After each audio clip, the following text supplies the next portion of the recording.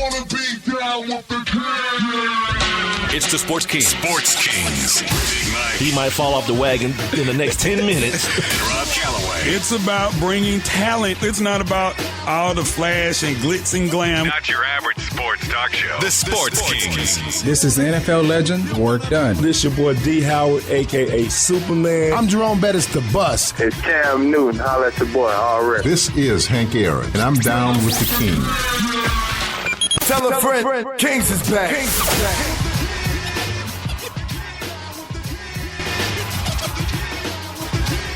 Welcome back to the second hour of the Sports Kings podcast, the last hour of week number 2 for us. It's been a fairly successful week as far as, the numbers are concerned. And as always, want to make sure we thank everyone who's been spreading the word and everyone who's been downloading or on-demanding this podcast. And hopefully you guys have been enjoying it. It's not too much on the senses or whatnot that, you kind of are starting to get a feel for what exactly it is we're trying to do here. Just something, something a little break from the norm. Not your average sports talk station, as is said every time we play that intro to open up the show. Once again, I'm Big Mike. He's Rob Calloway. You're listening to us via Spreaker.com initially, or maybe you're listening to us via YouTube or Facebook or Twitter, or your Spreaker app on your Android or your iPhone, either way, or on the actual, Spreaker.com website on your PC or laptop. Either way that you're listening, we definitely do appreciate it. You can also get in touch with us during social media if something is said during the podcast that kind of you want to react to, or you want to comment on. Don't think it's too late. Don't think because it's recorded that, you can't reach out to us. You definitely can via our social media sites, Twitter, Instagram, or Facebook. They're all the same, at Sports Kings Live. Or if you got something long form, Rob, if they want to express themselves in long form, more than 140 characters or so, you can do that via the email address, sportskingslive@gmail.com. Last hour, we were kind of everywhere. We talked about NFL free agency. Speaking of NFL free agency, in my mind, I was going to say breaking news, but because this is going to be recorded, it won't be breaking anymore.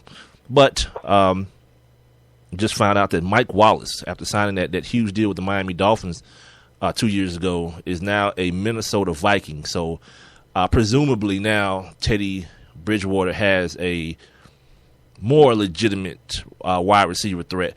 He was up there dealing last year with Cordero Patterson, who is just, to me, he's a kick returner. He's nobody's number one wide receiver. And Greg Jennings, who has seen his better days when he was in Green Bay. So that's the hold on. Of the Greg side. Jennings still plays for the Vikings? Where have you been? I mean, I know he was there last season, but he's still on the active roster? I would assume so. I hadn't seen anything saying that he's been cut or released or retired or anything I'm like just that. saying, man. I'm just saying, like, when I think Greg Jennings, I think Brett Favre. I mean, if you get what I'm saying. Well, in case you missed that one, Brett Favre's not with the Vikings anymore either. So, in case you really? Yeah, in case that got past you, he's not there anymore But either. Tavares Jackson wants to go back. Well, Tavares need a check. It's different, Yeah, Brett had plenty of money. I have the backup quarterback on the 2-time defending. Oops, I said that word. I have the backup quarterback on the 2-time back-to-back NFC champion Seattle Seahawks, and I want to back up Teddy Bridgewater. That is so freaking awesome. Good for him, man. Get a check until, Champ Bailey told y'all yesterday. We talked about it yesterday. Champ said keep getting checks until they stop giving them to you or until you just ready to go. Speaking of that, I'm glad that came back to mind because today was such a humdrum kind of all about, the college hoops day. It gave me a chance to do a little more reading about other things in sports and other people's writings and things that people wrote about. And one of the things that caught my eye today was an article about a young man. He's not a young man anymore. A guy named David Harrison. Some of you may be saying, "Who's David Harrison?" Some of you guys are maybe big time NBA fans and know exactly who David Harrison is. David Harrison played for the Colorado Buffaloes, college-wise. Got drafted in the first round by the Indiana Pacers. And as recent as 2 years ago, my man was working at McDonald's. And, we were talking yesterday about the rash of early retirements in the NFL and how my personal feeling was that a lot of these guys have taken heed to some of the mistakes of their predecessors and are feeling comfortable financially, as far as, weighing out the where is my body, where is my bank account. And when those things are kind of, in good standings, you've seen guys that just say, I can walk away from this. Jason Worlds, Maurice Jones-Drew, Patrick Willis, what's the ginger's name? The cornerback, Cortland Finnegan. These guys have chosen to walk away. Jake Locker have chosen to just walk away from the game at very, at ages where they can still continue to play and contribute to an NFL team. And, outside looking in, none of these guys, well, Patrick Willis did talk about his feet being like a no-go. Like he's ready to stop putting his feet through the things that he's putting them through to play the game of football. But you look at other guys like Maurice Jones-Drew, been often injured the last couple of years, unable to stay healthy. And guys saying to themselves, my money's good. I've done right by my money. Let me do right by my body now and move on to the second phase of what life has to offer for me. Now, this guy, David Harrison, he made about $4 million in the NBA. $4 million. And in reading his Hold on. I'm trying to, because I didn't read this story, but when he played, you say he played for the Pacers. Yeah. And I keep trying to think, I'm going back, trying to, because the name doesn't really ring a bell, but it might not. He's like a 5-point scorer, 2-rebound type guy, But no.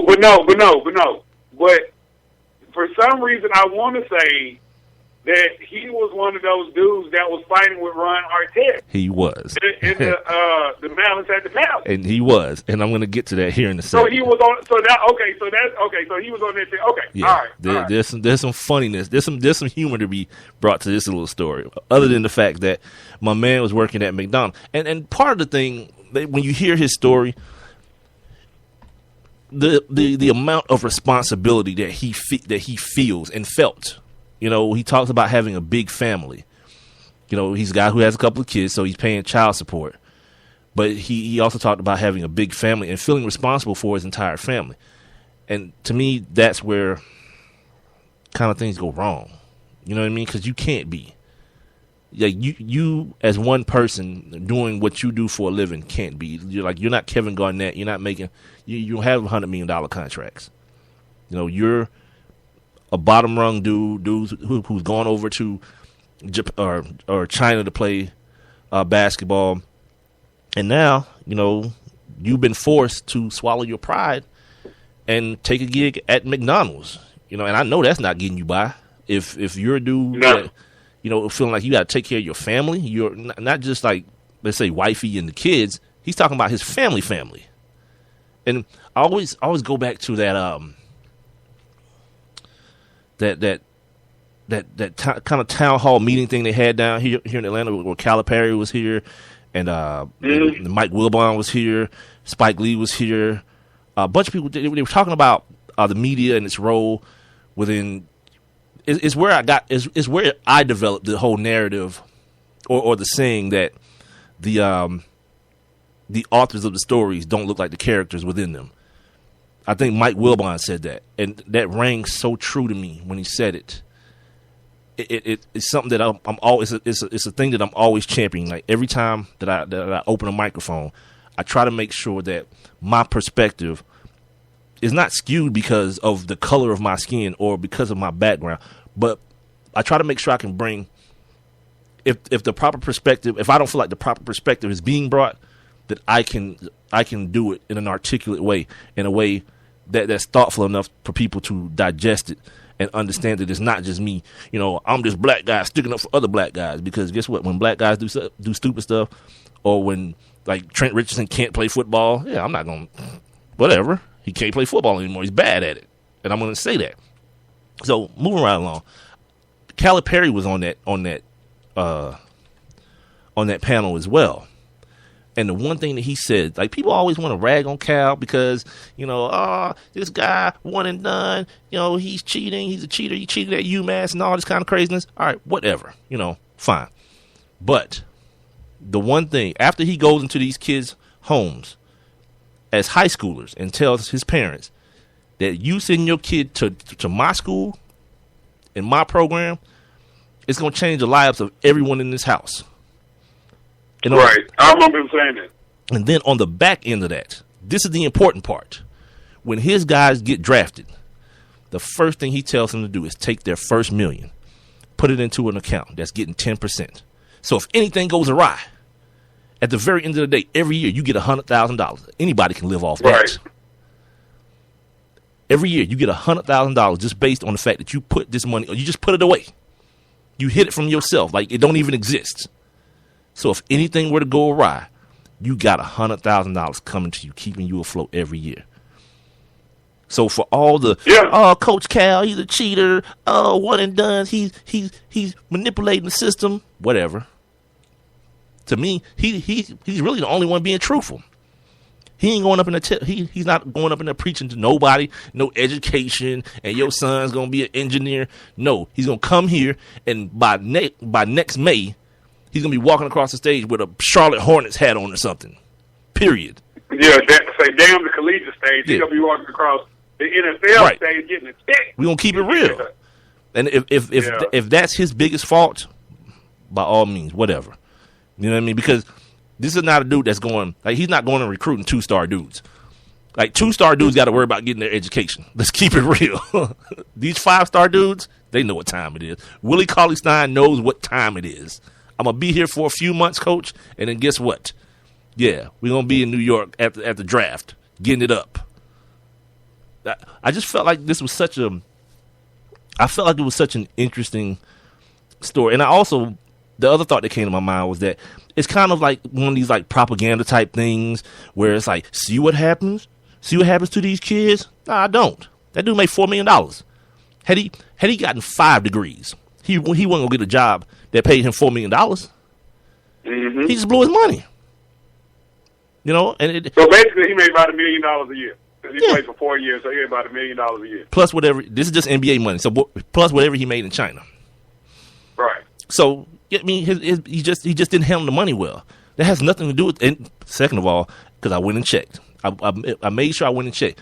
That dude was a junior when he left. He wasn't no one and done or 2 and what do they call it, 2 and leave or whatever they're saying now. Nah, he's a junior. He spent 3 years in college and left and went to the NBA. So it wasn't even that type of situation. So miss me with the whole, this is why these kids need to stay in school. No, they don't. Because guess what? I mentioned it the other day. All the stars. Any star that you love except for Steph. Because Steph went to Davidson, and you gotta go to school for 4 years. You go to Davidson. Like, you ain't no one and done's coming out of Davidson. If you was that good, you'd go to Duke or North Carolina. You know what I mean? So there's an exception to all the rules. But the one and done is what the NBA is built on these dudes. Speaking of, I'm glad we're there now because I don't know, Rob. You got anything to say about this dude, David Harrison? Because no, not really. But good. Yeah, if we're speaking about one and dones, go ahead. Yeah, I mean, look, man. Oh. Here's, and I'll let you get to your ooh in a second. Because I forgot to mention the funny part of the story. Okay. But look, here's the thing. Like, dude, you were not a good steward of your corporation. You know, you're an individual corporation. You were able to secure $1 million a year, right? Not, as you said, not to mention what he did in China.